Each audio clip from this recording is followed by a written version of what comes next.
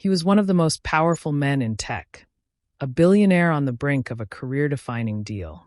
But as he reached for the door handle of his luxury car, a barefoot 10-year-old girl came running down the street, shouting 5 words that would change everything. "Don't get in that car!" What followed wasn't just an attempted assassination. It was the unraveling of trust, the unmasking of betrayal, and the unexpected heroism of a child who saw what no one else did. Hello family, welcome to True Life Stories. Please subscribe and leave a like for us, it means the world to us. Also share this video to your friends and loved ones, and turn on post notifications so you don't miss future videos from us. Thank you as you do so. Sit back and relax as we dive into the story. The May morning sun glinted off the black hood of the Mercedes-Maybach S680 as it glided down a quiet residential street lined with elm trees and modest single-family homes. The neighborhood was quiet, peaceful, even, with dogs barking lazily in backyards and wind chimes swaying in the light breeze. There were no high-rises here, no suited professionals racing to subway stations. Just fences, porches, and mailboxes leaning slightly from years of weather. Jonathan Miles, billionaire founder of Vertitech Solutions, was far from his usual domain. He had driven himself. No chauffeur, no motorcade. Not because he lacked the means, but because this meeting was different. The man he was meeting, Marshall Reeves, had a reputation for brilliance hidden behind a stubborn preference for privacy. Despite owning significant shares in 3 major U.S. conglomerates, Marshall lived in a modest cream-colored colonial with blue shutters and a sagging porch swing. He refused to meet anywhere else. Jonathan had learned early on, if you wanted Reeves to invest, you came to him. And so here he was, parking a $300,000 luxury vehicle on Willow Street, just down the block from a lemonade stand manned by 2 kids and a Labrador. He checked the rearview mirror, straightened his collar, and killed the engine. As he stepped out, the car made a soft click as the locks engaged. He looked slightly out of place in his tailored charcoal gray suit and polished Italian shoes. But his expression was relaxed, confident, not cocky. He glanced around the street and allowed himself a faint smile.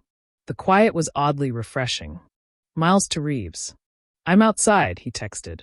Then he took a few steps toward the walkway leading to Marshall's front door. What he didn't see, what he couldn't have seen, was the pair of eyes watching him from the upstairs bedroom window of the house next door. Behind a thin curtain, nestled against a window seat covered in floral cushions, 10-year-old Nadia Carson sat cross-legged in her pajamas. A hardcover library book lay open on her lap, forgotten. Her gaze was fixed on Jonathan's car. She had seen it arrive. Sleek, shiny, strange. She had never seen a car like that on her street. And more importantly, she had seen what happened just before it showed up. 2 men, dressed in dark clothes, hoods pulled low over their heads, had come from behind her backyard fence about 20 minutes earlier. She thought they were repairmen at first. But they didn't knock on any doors. They didn't carry tools. They crouched low by the curb where the Maybach now sat, one of them sliding something underneath with what looked like a black pouch or box. She didn't understand what she was seeing until she heard one of them whisper sharply, "Set the timer when he shows up." Her stomach had dropped. Her book fell off her lap. She ducked back behind the curtain and counted to 10, heart racing. And now he was here, the man. The target. She leapt off the window seat, tore down the stairs, and ran barefoot out the front door before her mother could ask what she was doing. Across the street, Jonathan had just turned back toward his car to retrieve a pen he had forgotten when a shrill voice cut through the silence. "Don't get in that car. Don't. Please." Startled, Jonathan spun around. The voice came from a girl, small, urgent, wild-eyed. She was running straight toward him, arms waving, her socks soaked from the morning dew in the grass. Behind her, a woman, her mother likely, was already out the door, shouting her name. "Nadia! What are you doing?" Jonathan looked around. Was this a prank? Nadia stopped 5 feet in front of him, panting hard. "Sir, please. I saw something. Under your car. 2 men, they put something under it. I think it's a bomb or something." Jonathan blinked, registering her words. His instinct was to laugh, just a nervous kid, a misunderstanding. But something in her face stopped him cold. She wasn't joking. Her voice wasn't wild with fantasy. It was sharp, real, controlled even. "They were here earlier," she said, her chest rising and falling. "They came from behind our house. One was limping. The other had a backpack. He put something underneath your car. And they said something about a timer." Jonathan's hand slowly lowered from his key fob. He looked at his car, then back at her. And he knew this wasn't imagination. He tapped the emergency button on his smartwatch. A hidden function activated. Security Protocol Omega 1. Immediate response. Priority Alpha. A voice answered instantly. "Mr. Miles. What's your status?" "I need a bomb unit dispatched. My current location. Willow Street, Brookhaven. Suspected explosive under vehicle. Send Homeland Security liaison and local units. Now." As the operator began issuing commands, Jonathan turned back to the girl and crouched slightly. "What's your name?" "Nadia," she said, her lip trembling. He nodded. "Nadia, you may have just saved my life." Across the street, her mother stood frozen on the lawn, staring at them both. And in that moment, Willow Street was no longer just a quiet corner of town. It had become the center of something much, much larger. Sirens weren't yet screaming, but Jonathan could feel them coming. He could feel the pulse of urgency rising around him like a silent siren of his own. He stood beside his untouched Maybach, one hand hovering near his smartwatch, the other pressed to his earpiece as he updated his security team in short, clipped commands. "Perimeter scan. Local PD en route. No civilians near the vehicle," he instructed. Across from him, the young girl, Nadia Carson, stood near the edge of the driveway, shoulders tense, fingers twisted in the hem of her hoodie. Her mother, Rachel, had rushed over by now, barefoot and still in a bathrobe, her face etched with confusion and panic. "Nadia, what is going on?" she asked breathlessly, placing her hands on her daughter's shoulders. "She saw something," Jonathan interjected before Nadia could answer. His voice was calm but forceful. "Two men. Under my car. She may have just saved my life." Rachel looked between them, stunned. "She what?" "I told him what I saw," Nadia said, staring up at her mother. "Two guys with hoods. They were near his car before it got here. I think they left something underneath." "She said they were whispering about a timer," Jonathan added. She described them well. One was limping. One had a tattoo. "This isn't just some game, Mrs. Carson." "I believe her." Rachel blinked hard, absorbing it all in pieces. "Oh my God!" Down the block, neighbors began stepping out onto their porches, curious about the suited man, the girl yelling, and the tension that now gripped the calm street like a storm cloud. Suddenly, a low thup-thup-thup broke the air, the sound of a drone descending over the treetops. Jonathan didn't flinch. His private security had launched it from a nearby vehicle the moment he issued Protocol Omega 1. It hovered over the car, scanning its undercarriage with thermal imaging while a second drone parked itself near the street corner, surveying license plates, watching for movement. From around the block came the rising wail of sirens. Two unmarked SUVs and a black bomb disposal truck turned into Willow Street. Their urgency was sharp but orderly. This wasn't their first deployment, but the quiet neighborhood setting made it feel heavier, more out of place. The police officers exited first. A female lieutenant, sharp-eyed and composed, approached Jonathan directly. "Mr. Miles?" "Yes." "Lieutenant Haley Grant. We're taking over the scene. Your car is being scanned now, and EOD is ready to move in. Can you walk me through what the girl saw?" Jonathan nodded toward Nadia, who stood slightly behind him now, her mother's hand holding her elbow. "She said she saw two men placing something under my car. This was before I arrived." She gave a consistent description. "I don't believe it was a prank. I believe someone tried to kill me." Lieutenant Grant's gaze shifted to Nadia. She softened just enough to lower her tone. "Can you tell me what time you saw them, sweetheart?" Nadia nodded.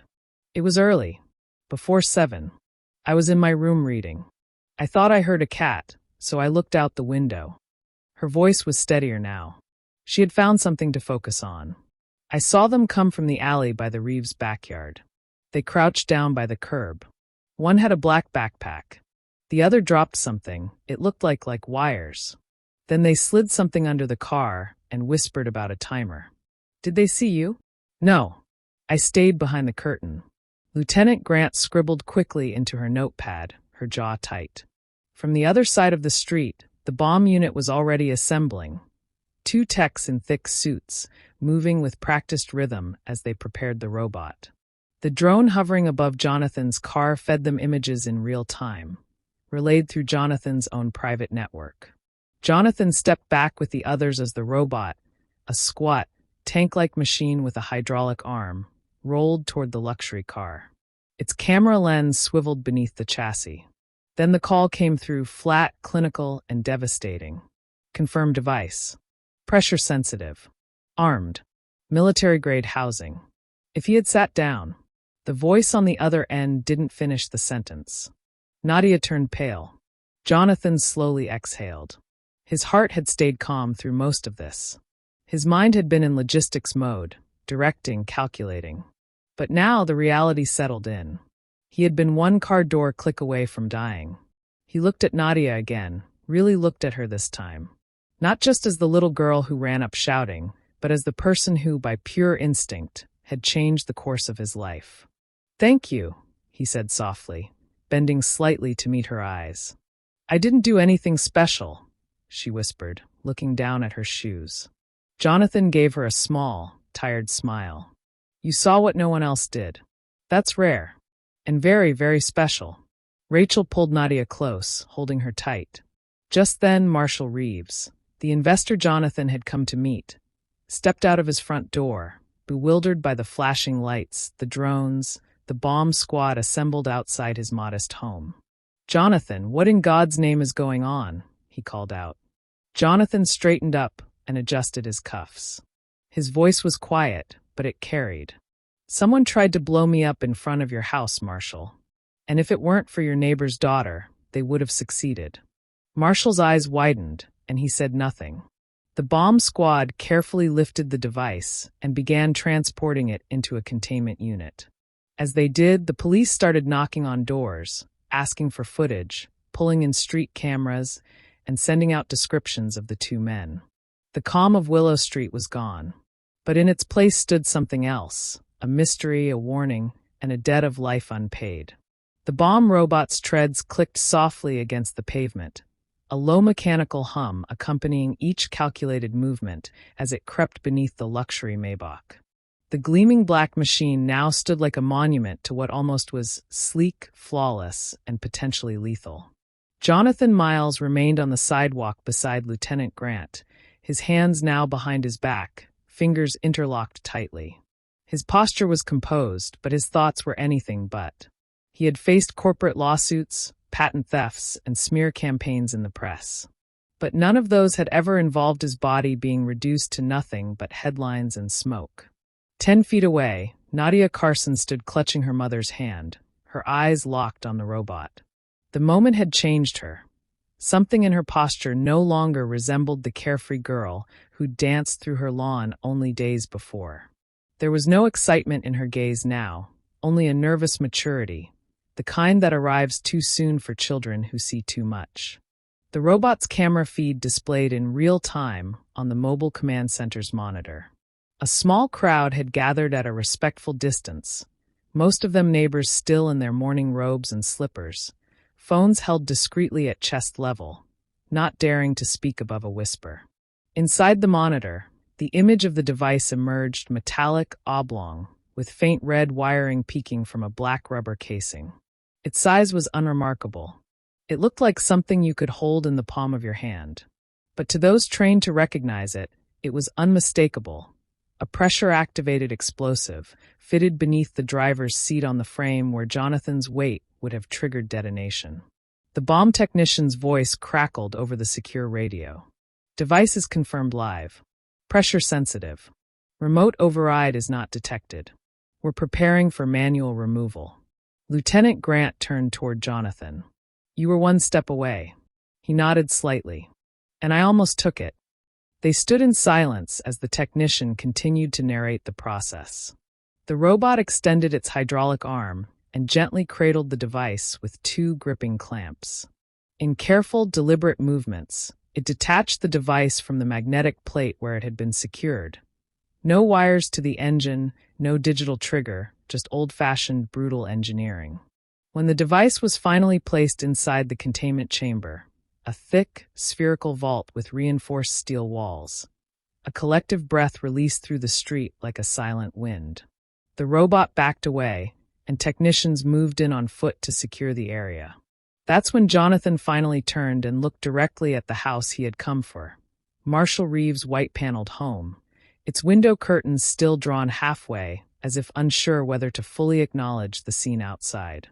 The man he was supposed to impress, to pitch, to win over, was now a bystander to a murder attempt.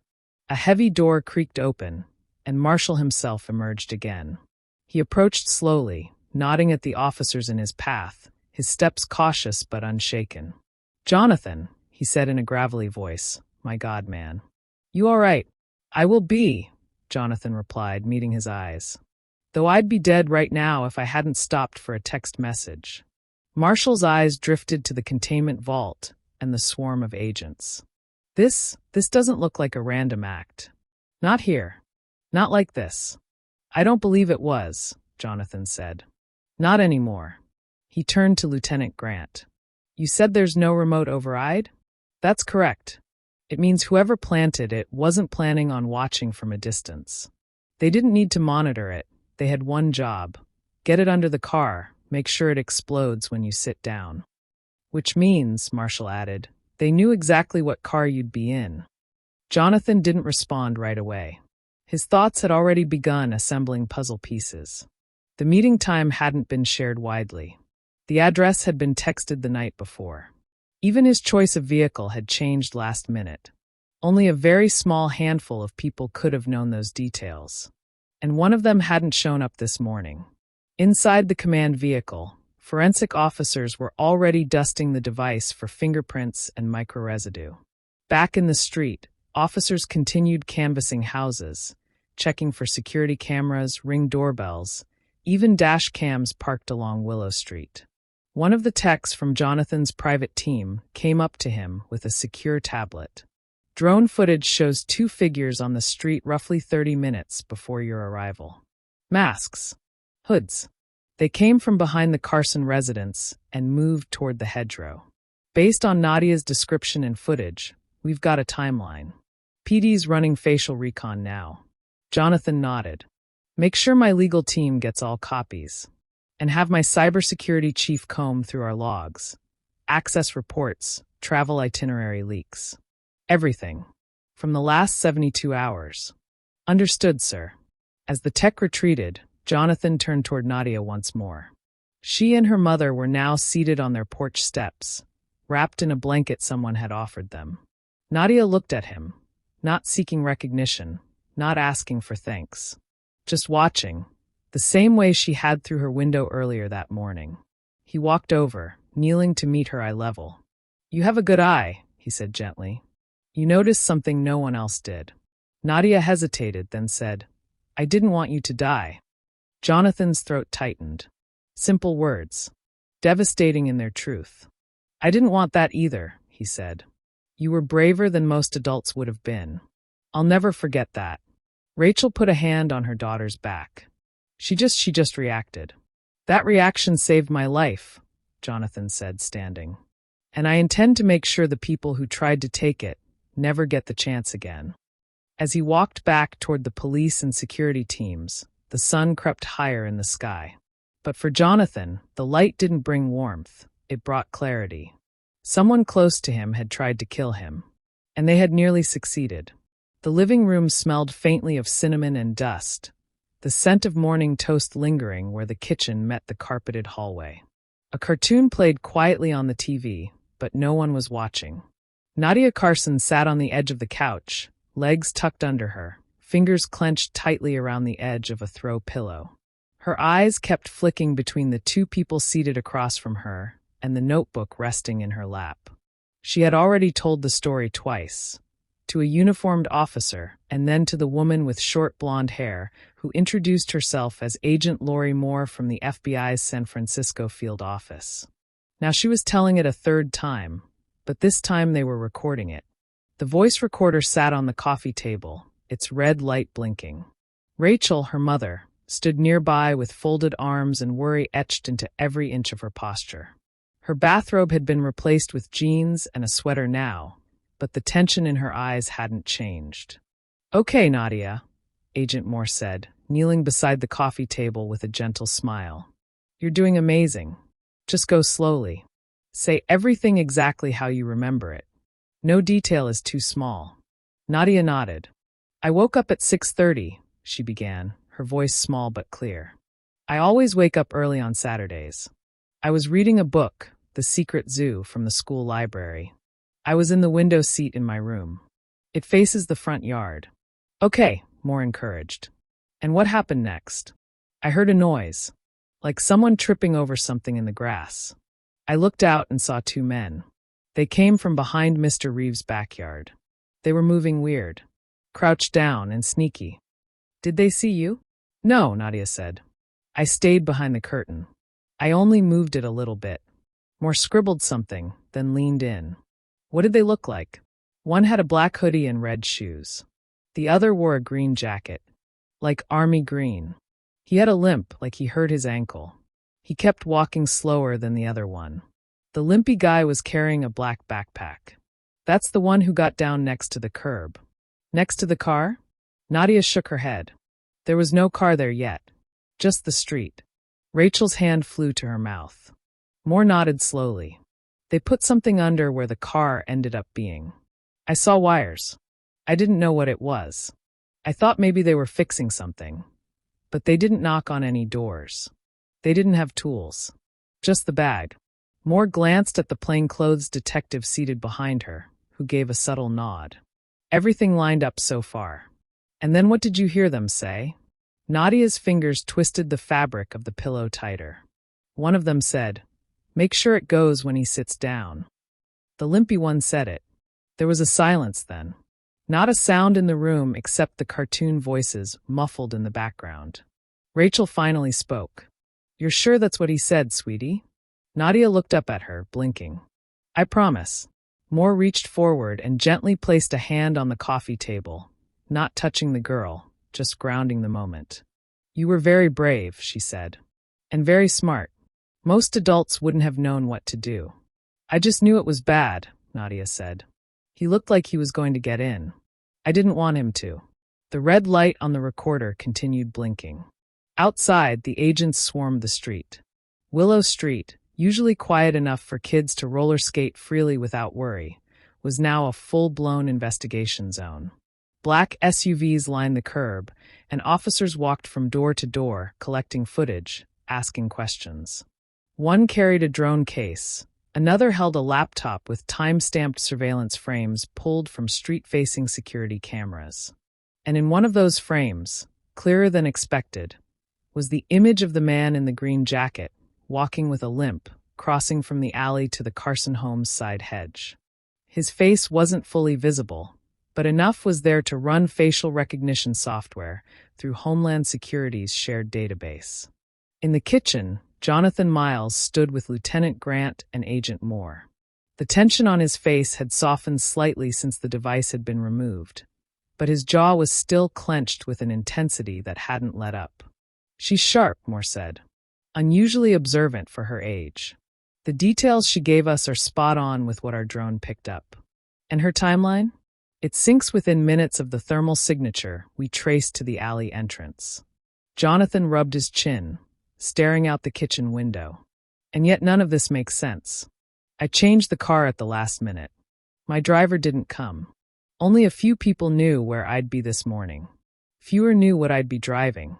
Grant narrowed her eyes. "And your assistant?" "Henry," Jonathan said slowly. "Called in sick at 5:58 a.m. Never does that. Never misses major meetings." Moore made a note. "He have access to your schedule?" "Full access." Jonathan exhaled. Nadia saw the men come from behind Marshall's house. "We need a property scan. See if there's any trace of movement. And I want eyes on Henry. If he's not already being watched, we're blind." Back in the living room, Nadia sat quietly as the officers wrapped up their questions. She looked tired now, the adrenaline waning. She wasn't used to being the center of attention, especially not like this. Rachel kneeled beside her. "You okay, baby?" Nadia nodded, leaning into her mom's side. From the porch, Jonathan stepped into the doorway, his tall figure casting a soft shadow across the carpet. He didn't speak right away. He just stood there observing, really observing, the home that had unexpectedly become his shelter. He took in the framed school photos, the hand-drawn calendar on the fridge, the faint marks of crayon on the hallway wall. Then he looked at Nadia. "Your room?" he asked, facing the street. She nodded. "You saw everything, just from your seat." "Yes, sir." He let out a breath, stepped forward, and placed something on the coffee table. A small silver pen with a digital screen built into its side. "I used to give these to my staff when they passed a major milestone. Productivity awards. Innovation awards. Nothing fancy. Just a reminder that details matter." He smiled faintly. "You just earned one." Nadia looked at it like it was made of diamonds. Then, for the first time since the bomb had been discovered, she smiled. The next morning, the storm that had overtaken Willow Street was no longer local. It had gone national. News trucks lined the edges of Brookhaven's City Hall and police headquarters. Headlines rolled across morning broadcasts. Tech CEO targeted in car bomb plot, saved by 10-year-old girl. Reporters called it the miracle on Willow Street. Social media was ablaze with amateur footage of the containment unit, blurry zoomed-in shots of Jonathan's car, and commentary from everyone except the people who actually mattered. But the real work, the quiet, methodical work, was being done behind locked doors, behind screens glowing in digital war rooms. In a gray-walled operations center established in a secure floor of a San Francisco field office, Special Agent Lori Moore stood in front of a smartboard lined with photos, connections, and red digital markers. The man in the green jacket, the limping gait, the black backpack, the car bomb, the narrow timing, and now, a line traced back to someone inside Jonathan's trusted inner circle. Henry Caldwell. He hadn't shown up the day of the incident. That fact alone wasn't enough to indict him, yet. But combined with other pieces, it made a troubling mosaic. Moore tapped a button. A grainy security photo filled the center of the screen. Henry at a gas station in Hayward, time-stamped 5:13 a.m., the morning of the attempted bombing. "Why are you here, Henry?" Moore murmured aloud. "You live in Menlo Park. This gas station is 20 minutes out of your way. And this isn't even your usual station." She zoomed in.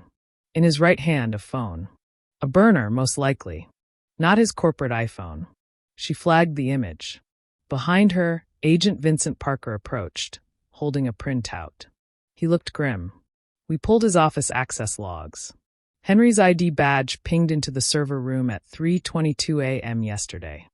Moore turned, her expression tightening. "That's 4 hours before the meeting. What the hell was he doing in the server room?" Parker flipped the paper. 3 files were accessed. One of them is a backup of your meeting itinerary and security routing. The other 2 are encrypted project valuations, codenamed files from Vertiteca's classified tech platform. Only Jonathan and Henry had admin privileges. Moore didn't speak for a few seconds. Then she turned to the board and circled Henry's name. "Put him on 24-hour surveillance. Discreet. I want every phone call, every signal trace, every login from every device he's touched in the last 30 days. At Vertiteca's downtown headquarters, Jonathan sat behind a mahogany desk that felt, for the first time, strangely distant from him.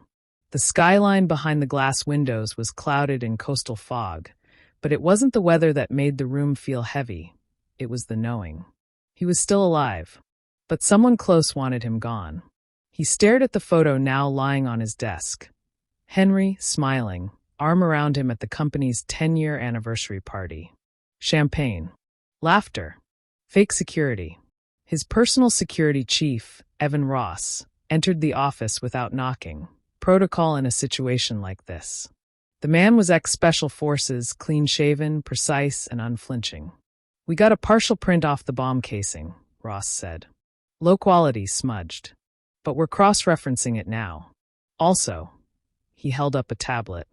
Henry used your master code to access the restricted network while you were en route to the meeting. Jonathan nodded slowly. And we traced an encrypted outbound data packet sent to a foreign server. A server registered in Luxembourg. The packet contained financial summaries, investor analytics, and get this, the architecture of your AI platform. Jonathan's jaw flexed. Ross continued. We believe he's working with an outside firm. Possibly Thermacore Technologies. You've been in bidding wars with them twice. They've lost both. They want a third shot, Jonathan said. Only this time, they wanted the throne vacated.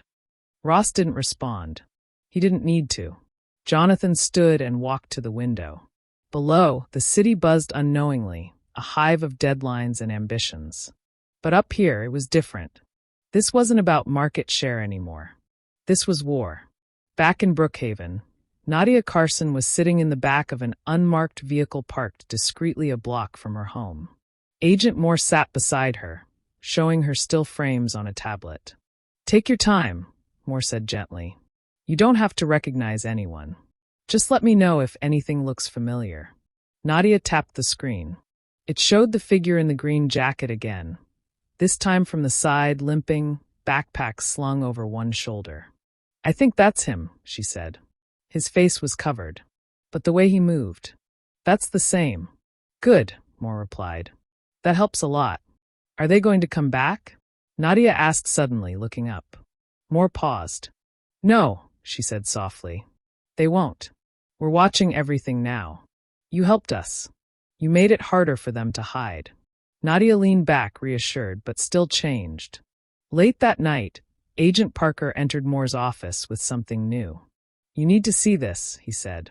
He handed her a screen with an email, recovered from a secondary account linked to Henry. Subject line, it's done. He won't walk away from this one. Attached, a floor plan of Marshall Reeves' house and a timestamp for 7:55 a.m. The exact time Jonathan had arrived. Moore stared at the screen for a long time, then picked up her phone. Judge Emerson? Agent Moore. I'm requesting a warrant for the immediate arrest of one Henry Caldwell. The door to room 219 of the Evergreen Boutique Hotel in San Jose opened at exactly 3:06 a.m. Henry Caldwell didn't stir at first. He had taken a sedative just after midnight, his laptop closed, his phone powered down, and the TV tuned to a muted nature documentary. The curtains were drawn tight. He didn't expect anyone to find him. Not here. But when the door swung open with a sharp metallic snap and heavy boots crossed the carpet, Henry jolted upright, eyes wide, lips parting in confusion. Henry Caldwell, came the low voice of Agent Vincent Parker. FBI, you're under arrest. He didn't resist. He didn't even speak. He just looked at the agents, half a dozen of them now in his room, like he didn't recognize them or himself. They cuffed him without struggle, read him his rights, and escorted him silently through the beige hotel hallway while the sleepy front desk clerk watched from behind a coffee machine, mouth slightly agape. Down in the parking lot, the news hadn't broken yet. The cameras weren't there, but they would be. Soon. At the federal field office in San Francisco, Jonathan Miles arrived just before sunrise. He had barely slept, though you couldn't tell from his outward appearance. His shirt was perfectly pressed, his shoes shined, his tie a smooth navy. But beneath the composed exterior was a cold, calculated fire. His mind was churning through numbers, names, decisions, one after the other. He sat in a private conference room, separated from the main operations floor by a pane of soundproof glass. On the table before him were two objects, his security tablet and a photograph. In the photo, Henry was grinning, at the company's holiday party, wearing a hideous Christmas sweater, holding a beer. Jonathan stared at the image like it belonged to a dead man. The door opened, and Agent Lori Moore stepped inside.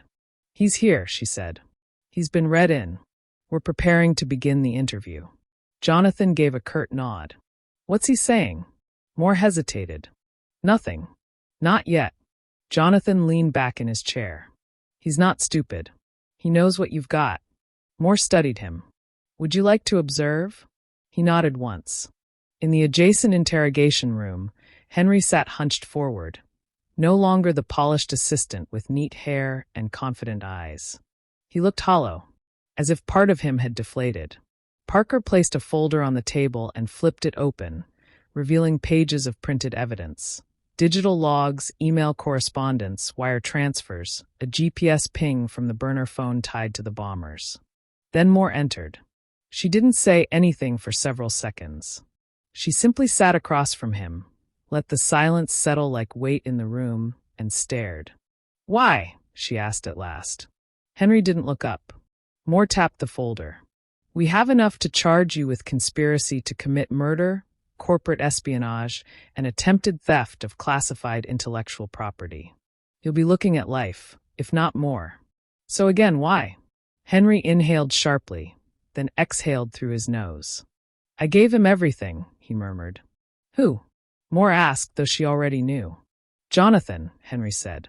I gave him 10 years of my life. Built his calendar, ran his life, babysat his moods. I knew his passwords before his wife did. I covered for him, lied for him, cleaned up after his screw-ups. And what did I get? Assistant to the CEO. The same job title I had on day one. Moore's voice was measured. So you tried to kill him? Henry's eyes lifted. You don't understand what it's like, watching someone become a billionaire while you fetch their lunch. Watching your ideas get stolen and passed off as theirs. Watching them thank you in speeches but never promote you. Moore remained still. You sold him out to Thermacore Technologies. You leaked infrastructure files, company valuations, and private contracts. They paid me, Henry said, voice suddenly bitter. They valued me. You tried to have him assassinated. Henry went quiet. His lips twitched as if something sour lingered on his tongue. I didn't plant the bomb, he said finally. I just gave the location, the time, the car. And what was the plan after he died? Moore pressed. Henry shrugged, empty.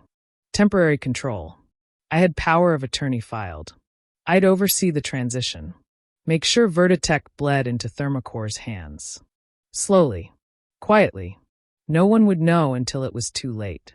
Outside the interrogation room, behind the one-way glass, Jonathan listened to every word. And not once did he blink. 3 hours later, federal prosecutors began preparing their case. Indictments were signed. Charges finalized. The press conference was scheduled for the next day, but leaks had already begun. News anchors spoke Henry's name like it was carved into scandal, and photos of him being let out in cuffs began circulating. Jonathan stood in his office once again, hands resting on the balcony rail as sunlight lit the skyline. The betrayal cut deep, but not because Henry hated him. No, Jonathan had seen envy before. This was about proximity, the quiet belief that standing close to power somehow entitled you to it. Ross entered, tablet in hand. He's locked in. Federal custody. We've frozen every account, every signal. His accomplices are next. Jonathan nodded. Then he said something that surprised even himself. Send a thank you basket. Ross raised an eyebrow. To who? To Nadia, Jonathan said. Something fun. But include a letter. What should it say? Jonathan turned back to the skyline. Tell her she saw what I didn't. And I owe her more than a thank you could ever cover. Ross nodded and turned to leave. The assistant's mask had fallen. And from its shattered pieces, Jonathan had learned the hardest truth of all. Loyalty wears many faces, but only some are real. It was the trial that captured a nation. Federal Courtroom 11B, Northern District of California, had never seen so many cameras gathered outside its marble steps. Satellite trucks lined the streets. Journalists swarmed like hornets, holding microphones, shouting names, chasing headlines. But inside the courtroom, the air was still. Serious. Almost reverent. Jonathan Miles, dressed in a dark navy suit with no tie, sat quietly behind the prosecution bench. No entourage, no spectacle. Just him. His face was unreadable, not stoic, not angry, just deeply, profoundly composed. The kind of composure that didn't come from calm, but from survival. On the other side of the room, Henry Caldwell sat at the defense table in a county-issued blazer, his hair longer, less styled, his face paler than it had ever looked on company profile pages. Beside him, two attorneys whispered strategy and damage control. But there wasn't much left to defend. The evidence was a mountain. 3 federal charges: conspiracy to commit murder, corporate espionage, wire fraud, and attempted theft of intellectual property. And 1 moral charge that sat unspoken in the room like a ghost: betrayal. The prosecutor began with impact.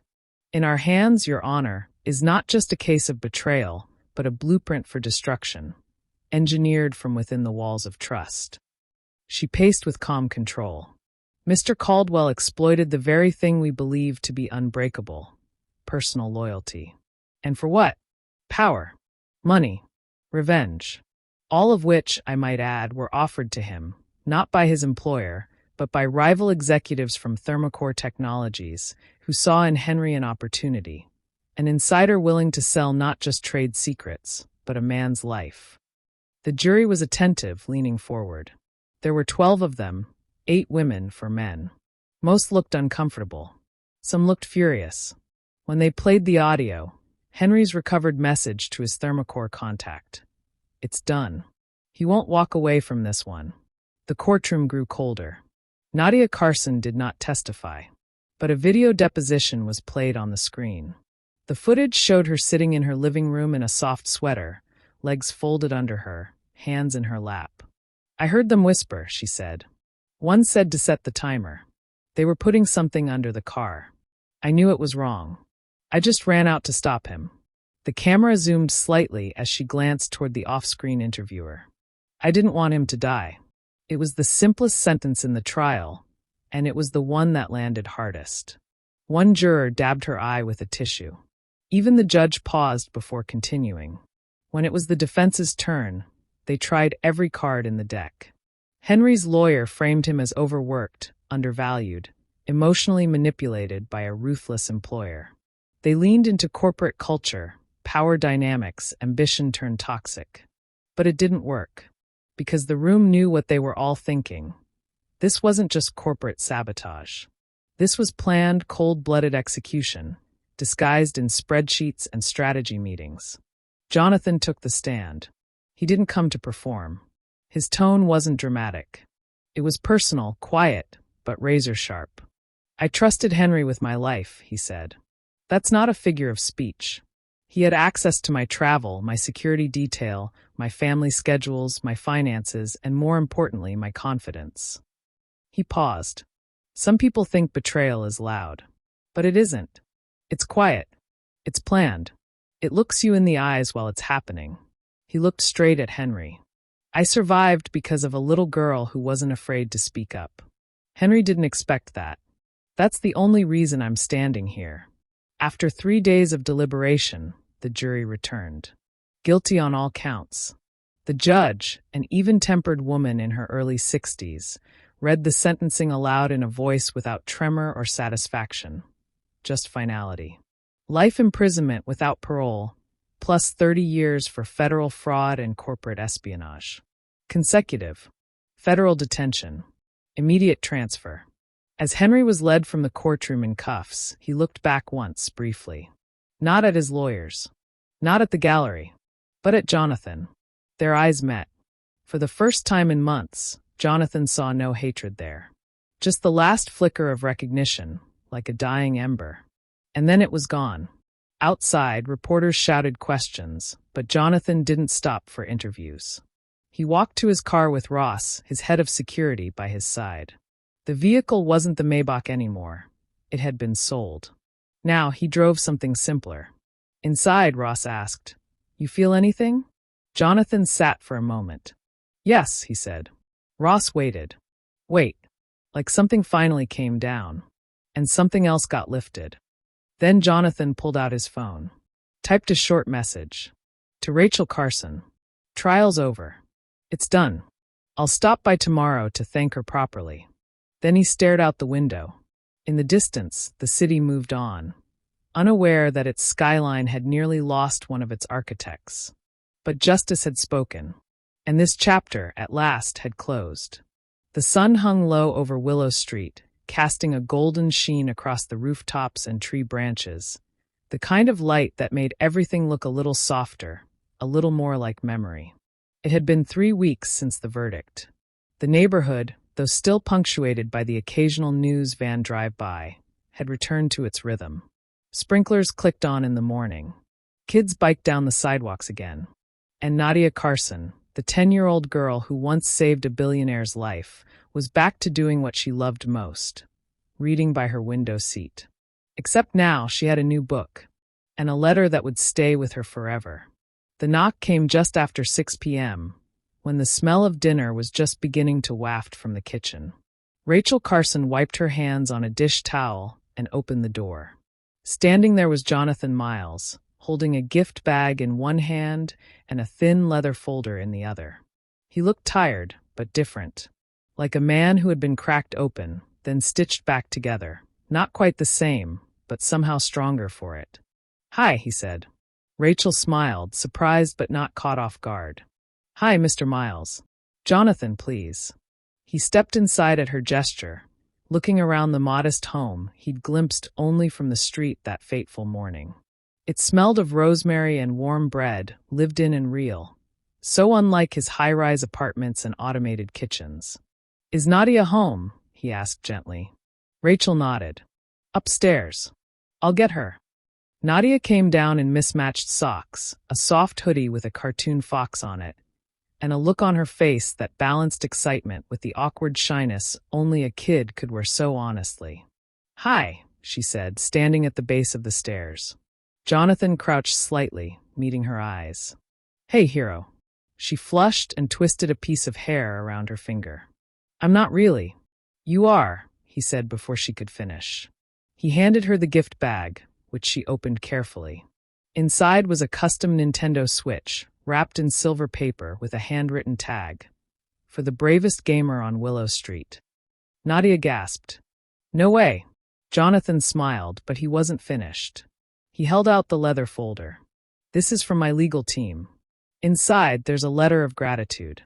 And a formal document." He paused. "I've started something called the Nadia Carson Fund. A college trust. Fully paid tuition, books, and housing. Any university you choose." Nadia blinked. Her mouth opened, but no sound came out. Rachel, standing behind her, put a hand to her chest. "Mr. Miles, this is—" "It's nothing compared to what she gave me," he said. "You raised a daughter who paid attention when it counted. Most adults look away." She ran toward danger. "She saved a life, mine, and maybe more." He turned back to Nadia. "I want you to know that what you did matters. Not just to me, but to everyone who ever reads your story." Nadia was crying now, silently. But she nodded. Jonathan reached into his coat and pulled out something else, something small. It was the silver pen he had left weeks earlier, now custom engraved. "Nadia Carson, you saw what others missed. I had it redone," he said. "I want you to keep it." Nadia took it like it was the crown of a kingdom. They sat for a few more minutes, drinking apple juice and tea, talking lightly. Jonathan asked her what book she was reading now, The Wild Robot, and what she wanted to be when she grew up, a wildlife vet or a writer, or maybe both. When he stood to leave, the evening light was filtering through the curtains in long amber stripes. Rachel walked him to the door. "If you ever need anything," he said. "I mean anything, call me." Rachel nodded. "We will. And thank you again." He turned once more before walking down the steps. Nadia had returned to the window seat, her Switch still unopened in her lap, pen clutched in her hand, gaze fixed on the street below. Watching. Quiet. Still paying attention. As his new, modest SUV pulled away from Willow Street, Jonathan let his hand rest on the steering wheel a little longer than usual. He glanced in the rearview mirror. No bomb. No hidden threats. Just a peaceful house. A porch light. A girl with a story. And a life he still had, because she spoke up when others wouldn't. That night, he logged into his private journal, a habit he'd kept since before the first million, before the first investor handshake. He typed, Entry 2901. She didn't have power. She didn't have money. She didn't even have shoes on. But she changed everything. I've survived boardrooms and buyouts, rumors and lawsuits. But this was personal. This was real.